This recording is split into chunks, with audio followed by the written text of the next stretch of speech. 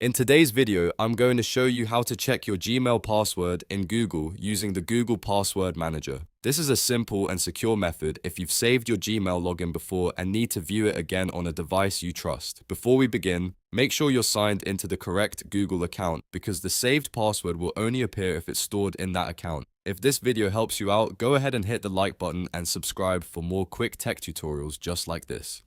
Alright, let's get started. First, open your browser and go to passwords.google.com.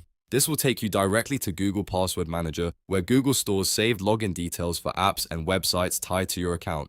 Once the page loads, sign into your Google account if you're asked to do so. Make sure you use the same account that saved the Gmail password you want to check. After you're signed in, you'll see a list of saved passwords. In the search bar or the Save Passwords list, type Google or Gmail to quickly find the entry you need. Then click on the matching result. When you open it, Google may ask you to verify your identity for security reasons. This could mean entering your device password, your screen lock, or another confirmation step, depending on your device. That security check is normal, and it helps protect your saved passwords from unauthorized access. Once you pass that step, look for the eye icon beside the password field. Click the eye icon, and your hidden password will be revealed on the screen. This is the password for the Gmail account entry you selected. Take a moment to carefully read it and copy it if needed. If you're using a shared or public device, be sure not to leave the password visible for too long. As soon as you're done, close the page or lock your device to keep your account secure. And that's it. You've now checked your Gmail password in Google through the Password Manager.